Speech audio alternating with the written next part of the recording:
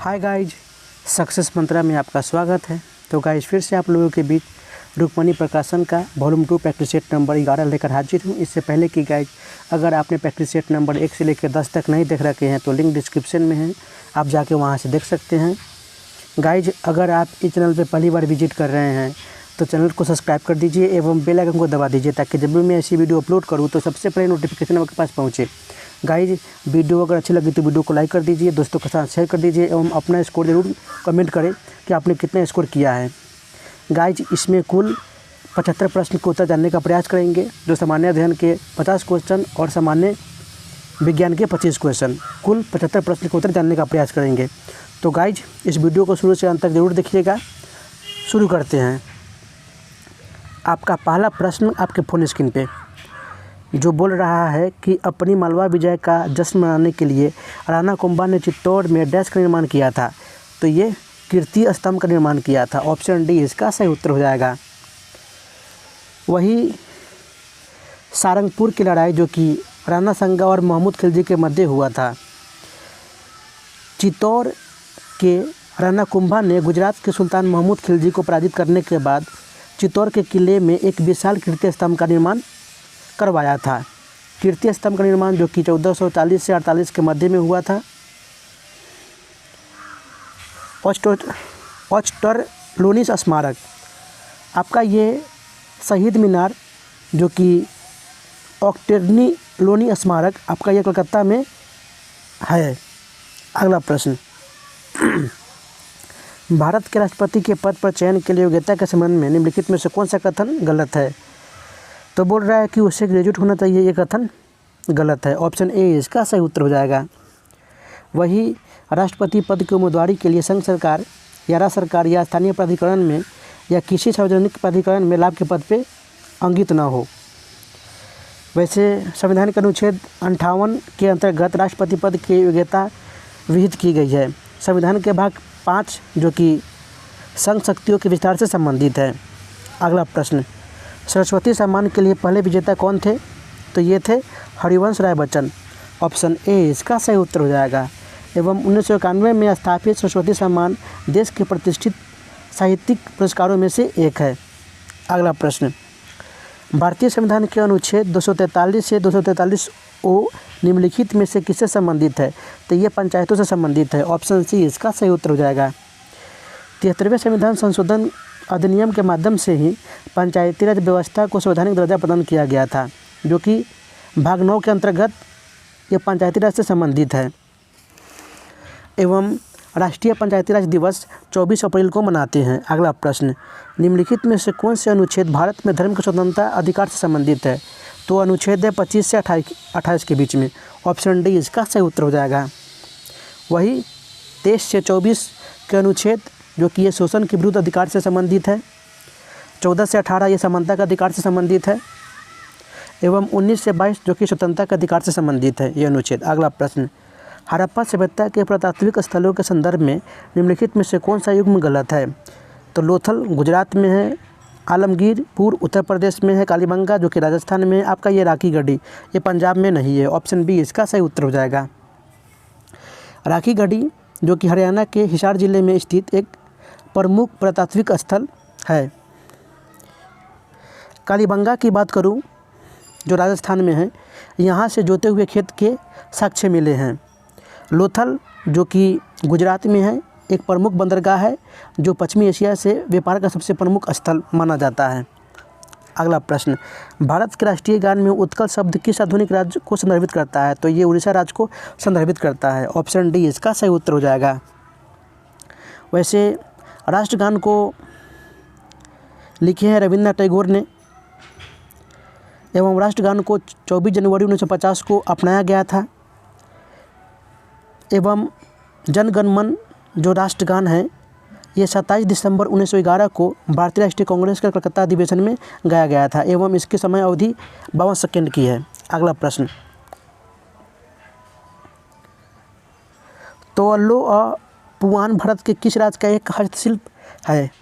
तो ये मिजोरम का हस्तशिल्प है। ऑप्शन सी इसका सही उत्तर हो जाएगा।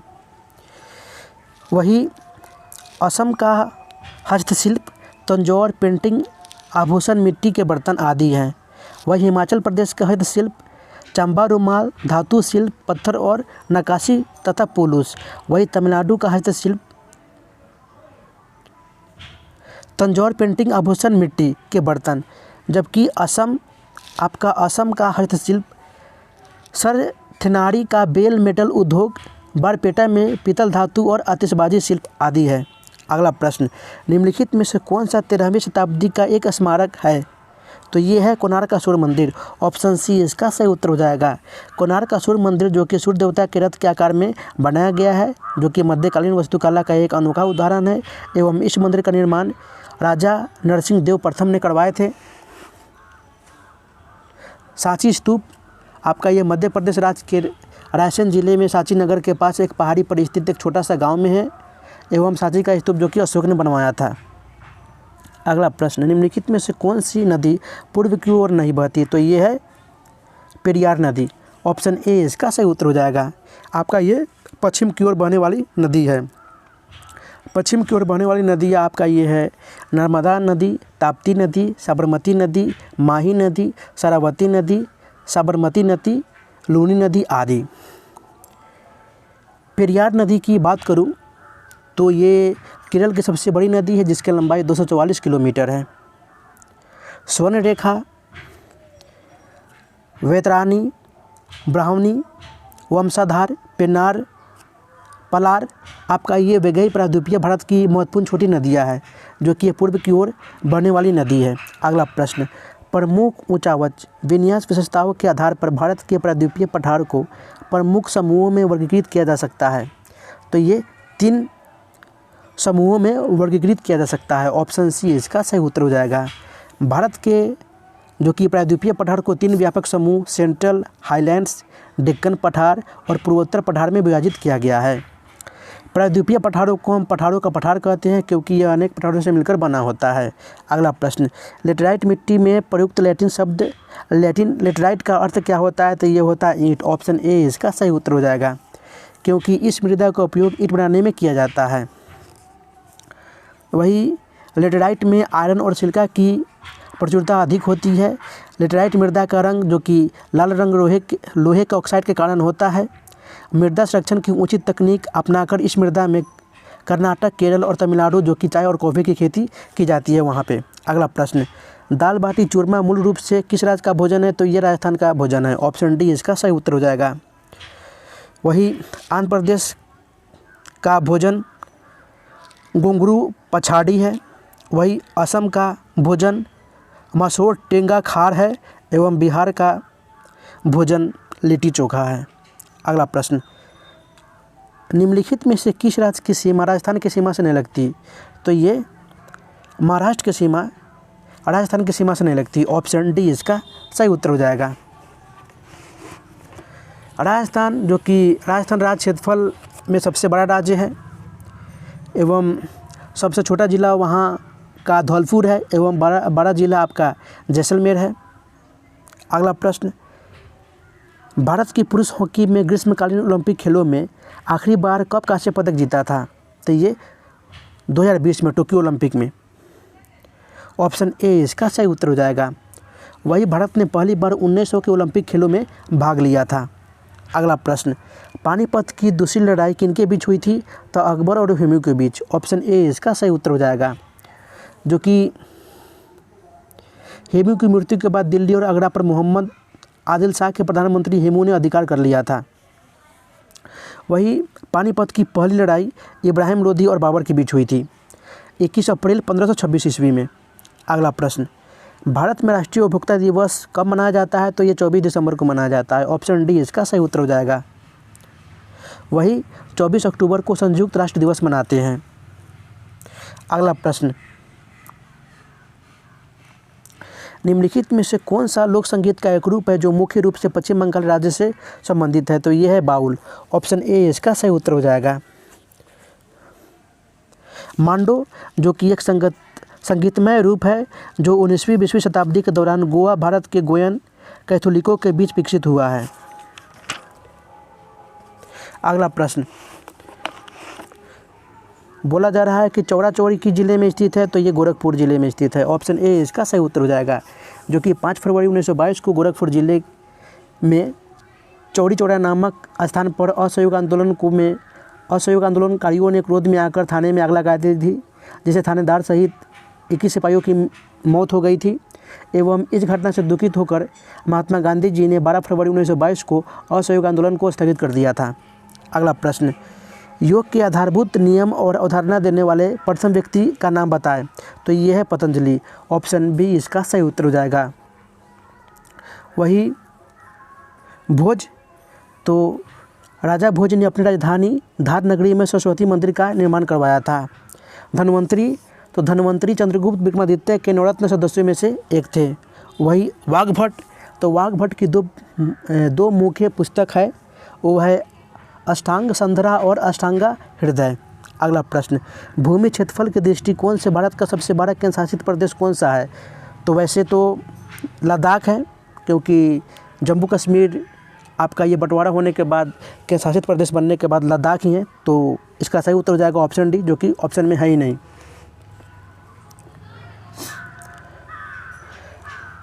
अंडमान निकोबार द्वीप समूह, जो कि इसकी राजधानी पोर्ट ब्लेयर है, जो दक्षिण अंडमान द्वीप में स्थित है। अगला प्रश्न, नस्लीय भेदभाव के उन्मूलन के लिए अंतर्राष्ट्रीय दिवस प्रत्येक वर्ष डैश को मनाते हैं, तो ये 21 मार्च को मनाते हैं। ऑप्शन ए इसका सही उत्तर हो जाएगा। वही 10 मार्च को केंद्रीय औद्योगिक सुरक्षा बल की स्थापना की गई थी। अगला प्रश्न, भारत में पिन कोड प्रणाली कब शुरू की गई थी, तो ये 15 अगस्त 1972 को शुरू की गई थी। ऑप्शन सी इसका सही उत्तर हो जाएगा। पिन कोड का पहला अंक जो कि क्षेत्र को इंगित करता है, दूसरा अंक उप क्षेत्र को इंगित करता है तथा तीसरा अंक आपका ये क्षेत्र के अंदर के जिलों को इंगित करता है। अगला प्रश्न, भारत में 100% विद्युतीकरण प्राप्त करने वाला पहला राज्य कौन है, तो है गुजरात। ऑप्शन ए इसका सही उत्तर हो जाएगा। उसके बाद दूसरे स्थान पर आंध्र प्रदेश है, जहाँ परिवारों को 100% विद्युतीकरण किया गया है। मध्य प्रदेश, जो कि भारत का सबसे बड़ा वन आवरण क्षेत्र वाला राज्य है। एवं मेघालय में भारत की सबसे लंबी प्राकृतिक गुफा जो कि क्रेमलियात प्रा है। अगला प्रश्न, अंतर्राष्ट्रीय प्रकृति संरक्षण संघ IUCN के अनुसार निम्नलिखित में से कौन सी प्रजाति अति संवेदनशील है, तो है spot bill pelican. Option A इसका सही उत्तर हो जाएगा। एवं इसका मुख्यालय स्विट्जरलैंड में है। वन्यजीव संरक्षण अधिनियम जो कि 1972 में स्पॉट बिल पेलिकन पक्षियों को अनुसूची 4 के अंतर्गत सूचीबद्ध किया गया था। स्पॉट बिल पेलिकन पक्षी के तत्वों को वनोन्मूलन, शिकार तथा ऑर्गेनिक क्लीरिन कीटनाशकों द्वारा प्रदूषण के कारण पर्यावरण की हानि से खतरा होता है। अगला प्रश्न, भारत सरकार द्वारा निम्न उद्देश्य के लिए स्वतंत्र मूल्यांकन कार्यालय बनाया गया है, तो ये है कुछ प्रमुख कार्यक्रमों को सार्वजनिक जवाबदेही में वृद्धि देने हेतु। ऑप्शन बी इसका सही उत्तर हो जाएगा। वही स्वतंत्र मूल्यांकन कार्यालय की स्थापना 2001 ईस्वी में स्थापित की गई थी। स्वतंत्र मूल्यांकन कार्यालय नीति आयोग की अध्यक्षता में एक संचालन बोर्ड से जुड़ा हुआ है। अगला प्रश्न, विश्व का सबसे बड़ा नदी द्वीप माजुली डैश में स्थित है, तो ये असम में स्थित है। ऑप्शन सी इसका सही उत्तर हो जाएगा। माजुली द्वीप जो कि दुनिया का सबसे बड़ा नदी द्वीप है, जो असम के ब्रह्मपुत्र नदी के मध्य में बसा हुआ है एवं यह अपनी जैव विविधता के लिए भी प्रसिद्ध है। माजुली जो कि यह असम का 33वां जिला घोषित किया गया है। अगला प्रश्न, प्रथम लोकतांत्रिक ढंग से निर्वाचित साम्यवादी सरकार का गठन डैश में हुआ था, तो ये 1957 में केरल में हुआ था। ऑप्शन बी इसका सही उत्तर हो जाएगा। वही भारतीय कम्युनिस्ट पार्टी जो कि भारत की एक साम्यवादी दल है। अगला प्रश्न, निम्नलिखित में से किस योजना के तहत प्रति बूंद अधिक फसल अवधारणा आती है, तो ये है प्रधानमंत्री कृषि सिंचाई योजना के तहत। ऑप्शन बी इसका सही उत्तर हो जाएगा। केंद्र राज्यों की हिस्सेदारी जो कि केंद्र की 75% एवं राज्यों की 25%, वही उत्तर पूर्वी क्षेत्र और पहाड़ी राज्यों के मामले में यह अनुपात 90:10 के रेशियो में है। अगला प्रश्न, कांजीरंगा राष्ट्रीय उद्यान किस जानवर के लिए विख्यात है, तो ये गेंडा जानवर के लिए विख्यात है? ऑप्शन डी इसका सही उत्तर हो जाएगा। जो कि विश्व में सर्वाधिक एक सींग वाले गैंडे जो कि काजीरंगा राष्ट्रीय उद्यान में ही पाए जाते हैं। काजीरंगा उद्यान को वर्ष 1974 में राष्ट्रीय उद्यान घोषित किया गया था। 2007 में इसे टाइगर रिजर्व घोषित किया गया था एवं इसे 1985 ईस्वी में यूनेस्को के विश्व धरोहर सूची में शामिल किया गया था। अगला प्रश्न, 1948 में संविधान सभा ने भाषाई प्रांत आयोग की नियुक्ति की जिसका नेतृत्व इनके द्वारा किया गया था? तो ये है न्यायमूर्ति एस के धर। ऑप्शन ए इसका सही उत्तर हो जाएगा। वही 1 अक्टूबर 1953 को आंध्र प्रदेश भाषाई आधार पर गठित स्वतंत्र राज्य का पहला राज्य बना था। अगला प्रश्न, 1959 में पंचायती राज स्थापित करने वाला प्रथम राज्य कौन है? तो ये है राजस्थान। ऑप्शन बी इसका सही उत्तर हो जाएगा। जो कि 2 अक्टूबर 1959 को जवाहरलाल नेहरू के द्वारा शुरुआत की गई थी। अनुच्छेद 243 च के अनुसार पंचायत राज का सदस्य बनने के लिए न्यूनतम आयु 21 वर्ष होनी चाहिए। 73वें संविधान संशोधन 1976 द्वारा पंचायती राज से संबंधित इसके संविधान के भाग 9 अनुच्छेद 43 जो कि 243 क से न तक तथा अनुसूची 11 का प्रावधान किया गया है। 11 में प्रावधान किया गया है। अगला प्रश्न, प्रस्तावना में न्याय, सामाजिक, आर्थिक और राजनीतिक का आदर्श वाक्य में इनमें से डैश से लिया गया है? तो ये रूसी क्रांति से लिया गया है। ऑप्शन बी इसका सही उत्तर हो जाएगा। प्रस्तावना जो कि अमेरिका के संविधान से लिया गया है, लेकिन प्रस्तावना की भाषा ऑस्ट्रेलिया संविधान से लिया गया है। 42वें संविधान संशोधन 1976 द्वारा जो कि समाजवादी, पंथ निरपेक्ष, अखंडता शब्द जोड़ा गया है। अगला प्रश्न, बिहार पंचायत राज अधिनियम 2006 के अंतर्गत किस धारा के तहत पंचायत समिति के निर्वाचित सदस्य अपने बीच के प्रमुख और उप प्रमुख चुनते हैं? तो धारा है 36। ऑप्शन बी इसका सही उत्तर हो जाएगा। प्रमुख पद के लिए प्रत्येक जिला में कुछ पदों के यथाशक्य 50% के निकटतम स्थान अनुसूचित जाति और अनुसूचित जनजाति और पिछड़े वर्ग के लिए आरक्षित किए जाते हैं। अगला प्रश्न, 1994 में तिहाड़ जेल में सुधार लाने के लिए रेमन मैग्सेसे पुरस्कार से सम्मानित IPS अधिकारी का नाम बताया? तो है किरण बेदी। ऑप्शन ए इसका सही उत्तर हो जाएगा। एवं रेमन मैग्सेसे पुरस्कार की स्थापना 1957 में हुई थी। जो कि यह पुरस्कार फिलीपींस के दिवंगत राष्ट्रपति रेमन मैग्सेसे की स्मृति में दिया जाता है। रेमने मैग्सेसे पुरस्कार जो कि एशिया का सर्वोच्च पुरस्कार है एवं यह पुरस्कार 6 श्रेणियों में दी जाती है। अगला प्रश्न, निम्नलिखित में से किस संस्थान द्वारा न्यूनतम समर्थन मूल्य की सिफारिश की गई थी? तो वो है कृषि लागत और कीमतों के आयोग के सिफारिश पे। ऑप्शन सी इसका सही उत्तर हो जाएगा। कृषि मूल्य आयोग की स्थापना जो कि 1965 में किया गया था। कृषि लागत तथा मूल्य आयोग इसका नाम बदल के 1985 में कर दिया गया था। अगला प्रश्न, निम्नलिखित में से कौन सी नदी अमरकंटक पठार से उद्गमित नहीं है? तो वो है बेतवा नदी। ऑप्शन बी इसका सही उत्तर हो जाएगा। क्योंकि बेतवा नदी आपका ये इसका प्राचीन नाम वेत्रवदी था जो कि यह मध्य प्रदेश में रायसेन जिले के कुम्हारा गांव से निकलकर उत्तरी पूर्वी दिशा में बहती हुई भोपाल, विदिशा, झांसी, ललितपुर आदि जिलों से होकर बहती है। इसकी कुल लंबाई 480 किलोमीटर है। वही नर्मदा नदी मध्य प्रदेश की जीवन रेखा कहते हैं। अगला प्रश्न, भारत सरकार और RBI के बीच मौद्रिक नीति ढांचे पर समझौते का निम्नलिखित विकल्पों में से कौन सा एक लक्ष्य है? तो वह मुद्रास्फीति। ऑप्शन ए इसका सही उत्तर हो जाएगा। मुद्रास्फीति का शाब्दिक अर्थ होता है मुद्रा के मूल्य में कमी आना। मुद्रास्फीति के प्रकार होते हैं जो इस प्रकार है: मांग प्रेरित स्फीति, लागत प्रेरित स्फीति, रेंगती स्फीति तथा चलती हुई स्फीति। अगला प्रश्न, निम्नलिखित में से किस भारत के मेट्रो मैन के रूप में जाना जाता है? तो ये श्रीधरन को जाना जाता है। ऑप्शन बी इसका सही उत्तर हो जाएगा। एवं इसे 2001 ईस्वी में पद्मश्री तथा 2008 ईस्वी में पद्म विभूषण से सम्मानित किया गया था। अगला प्रश्न, बैरन द्वीप भारत में एकमात्र सक्रिय ज्वालामुखी कहाँ स्थित है? तो यह है अंडमान निकोबार द्वीप समूह में। ऑप्शन बी इसका सही उत्तर हो जाएगा।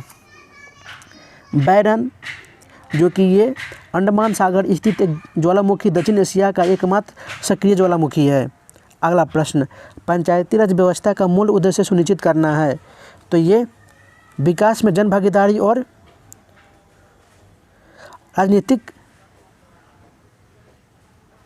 राजनीतिक जवाबदेही, यानी ऑप्शन सी इसका सही उत्तर हो जाएगा।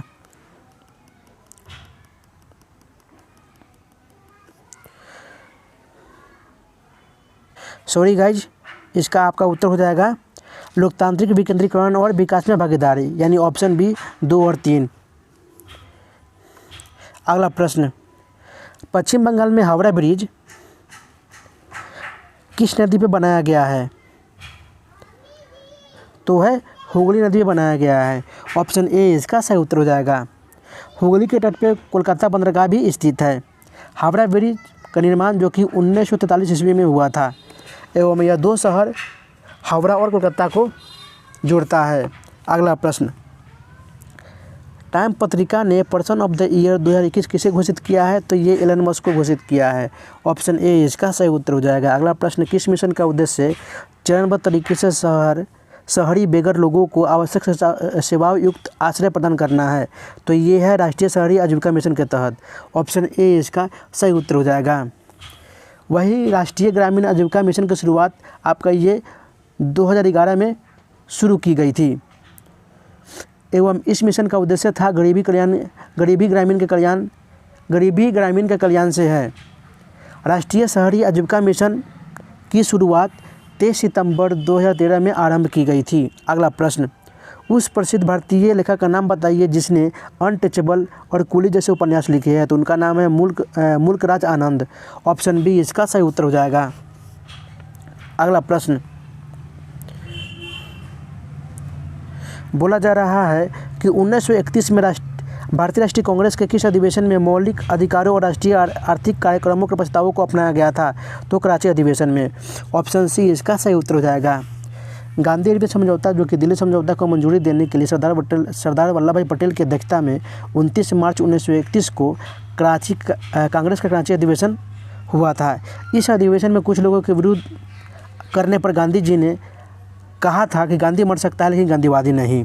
अगला प्रश्न, रानी विक्टोरिया की स्वर्णिम जयंती मनाने हेतु निर्मित किए गए यूनेस्को के विश्व विरासत स्थल का नाम बताइए, तो है Chhatrapati Shivaji Maharaj terminus. Option D इसका सही उत्तर हो जाएगा, जो कि यह मुंबई में स्थित है एवं इसका निर्माण 1887 में हुआ था एवं इसे 2004 ईस्वी में यूनेस्को के विश्व विरासत की सूची में शामिल किया गया है। अगला प्रश्न, पटना कलम एक डैश है, तो ये चित्रकला की शैली है। ऑप्शन बी इसका सही उत्तर हो जाएगा। पटना कलम का विकास जो कि मुगल वंश के पतन के बाद हुआ था। पटना कलम का प्रथम चित्रकार सेवकराम को माना जाता है एवं पटना कलम लघु चित्रण से संबंधित है। अगला प्रश्न, संसद के किसी सदस्य की योग्यता अथवा योग्यता से संबंधित विवाद का अंतिम निर्णय निम्न में से किसके द्वारा किया जाएगा, तो ये निर्वाचन आयोग के परामर्श से राष्ट्रपति द्वारा किया जाएगा।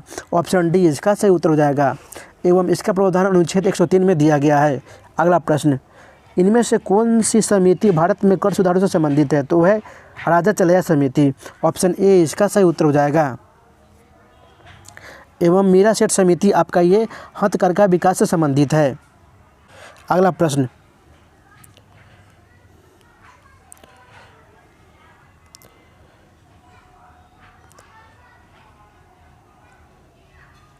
जो बोला जा रहा है कि जब किसी वस्तु पर ऊष्मा पड़ती है तो ऊष्मा अवशोषित, परावर्तित और प्रसारित हो सकती है, तो इस प्रकार आपका ऑप्शन डी सही उत्तर हो जाएगा।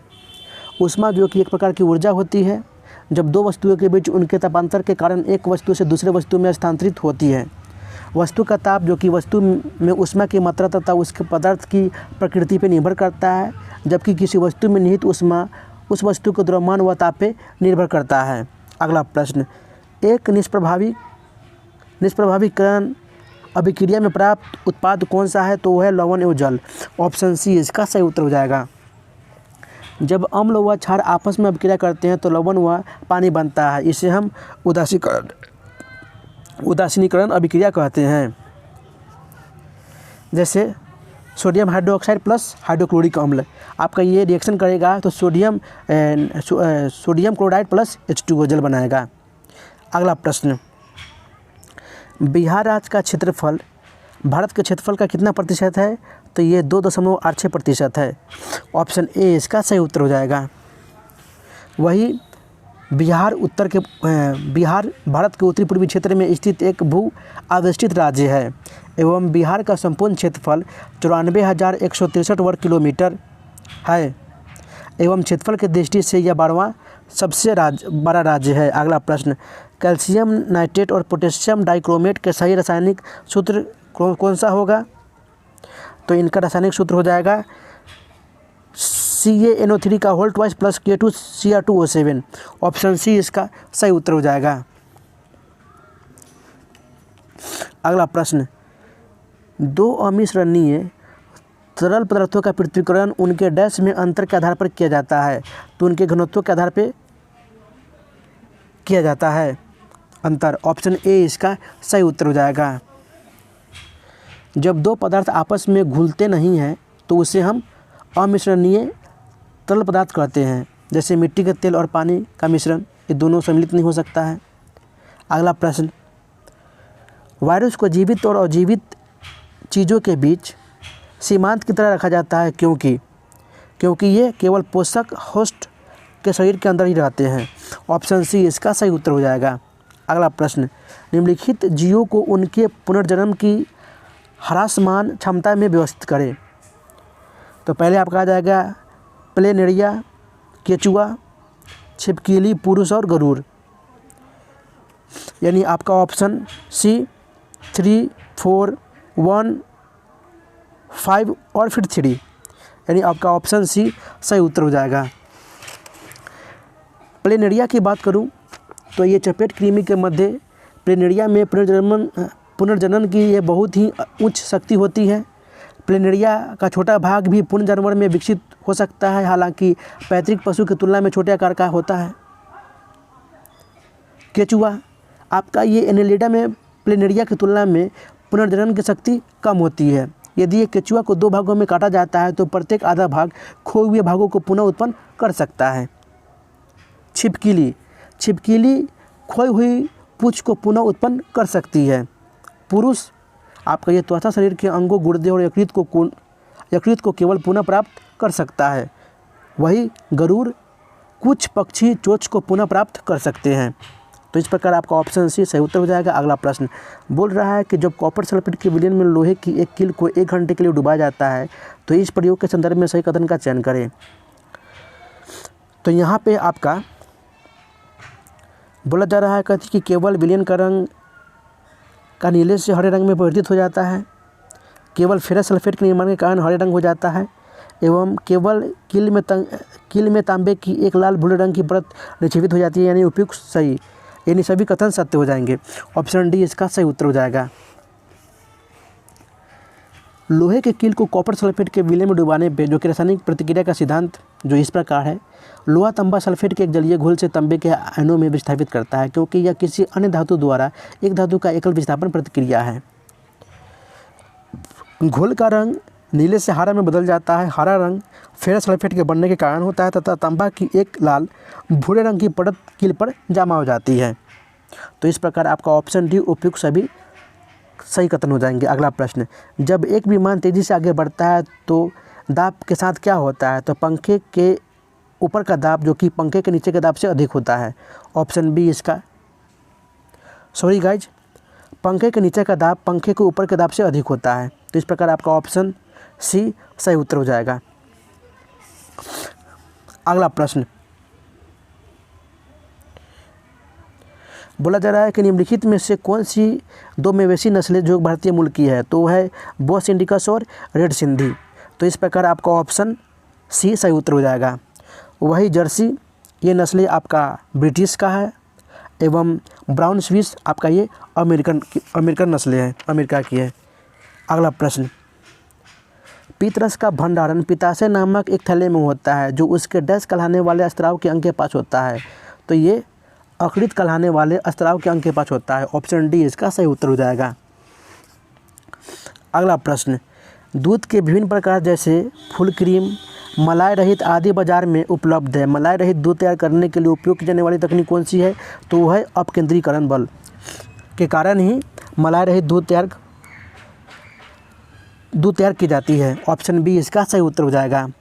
वही इनके अनेक उदाहरण भी हैं अपकेंद्री बल के।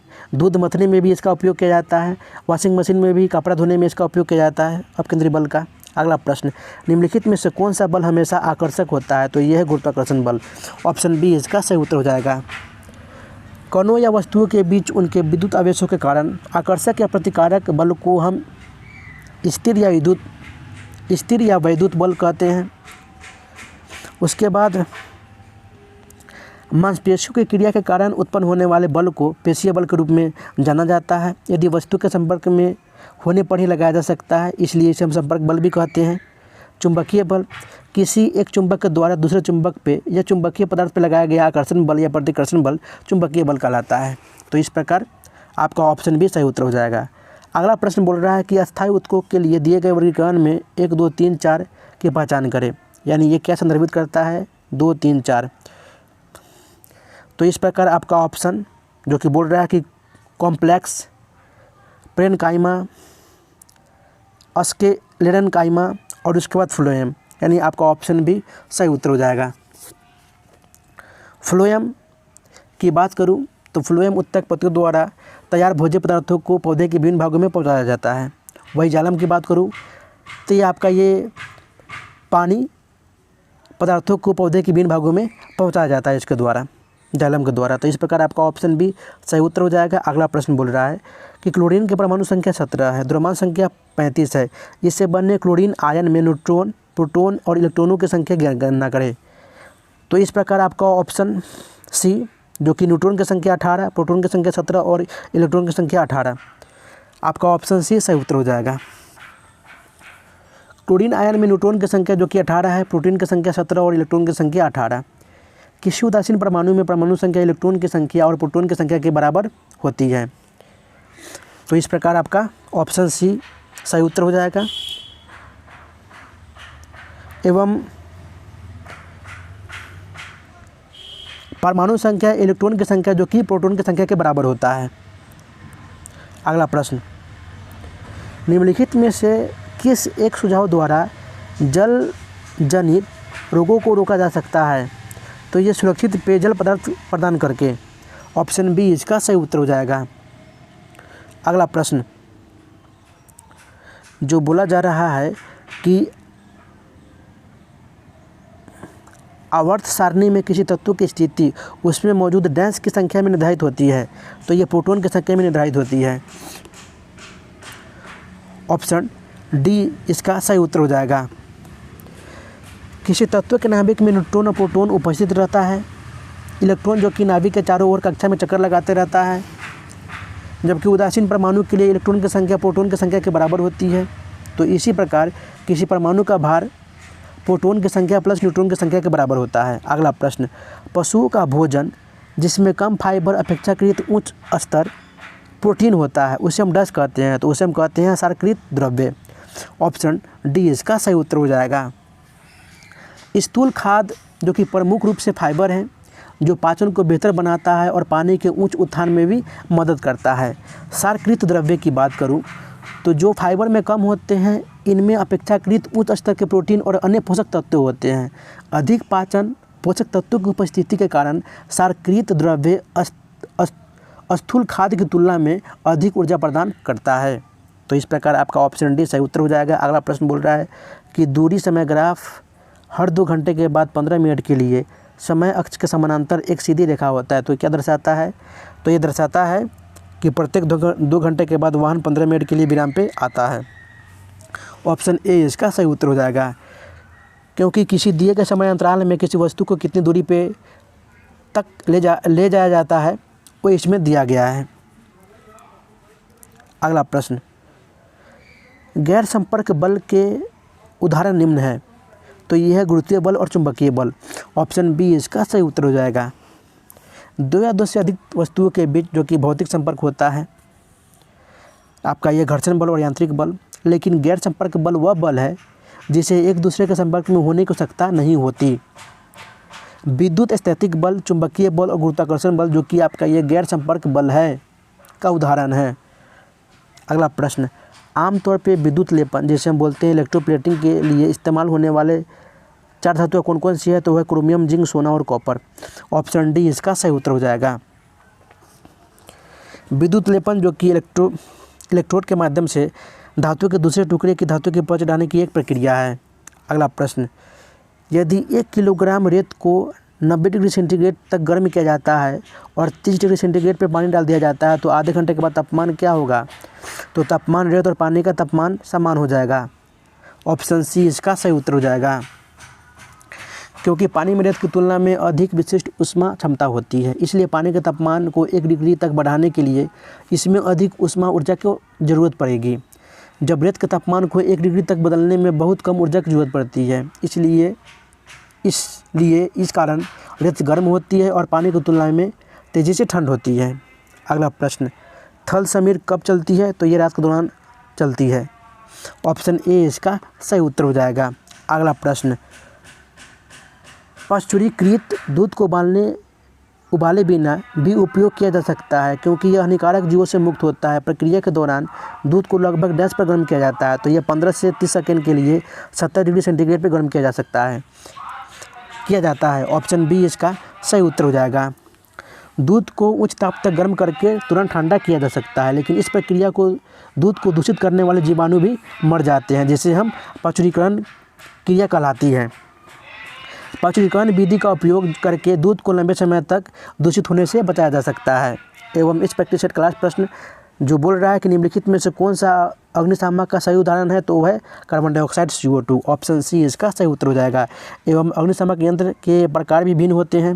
ये 3 प्रकार के होते हैं: फोम अग्निशामक यंत्र, पाउडर अग्निशामक यंत्र और सोडा एसिड अग्निशामक यंत्र। लेकिन सोडा एसिड अग्निशामक यंत्र आपका इसका उपयोग लकड़ी, कपड़ा या अन्य ठोस में लगी आग को बुझाने के लिए इसका उपयोग किया जाता है। तो गाइज यहाँ पे 75 क्वेश्चन समाप्त हो गया। तो आपसे सिर्फ रिक्वेस्ट है कि अगर वीडियो अच्छी लगी तो वीडियो को लाइक कर दीजिए, दोस्तों के साथ अधिक से अधिक संख्या में इसे शेयर करें, एवं अगर आप चैनल पे पहली बार आए हैं तो चैनल को सब्सक्राइब कर दीजिए एवं बेल आइकन को दबा दीजिए। तो गाइज फिर मिलते हैं नेक्स्ट वीडियो में, तब तक के लिए गुड बाय, जय Hind, take care of yourself.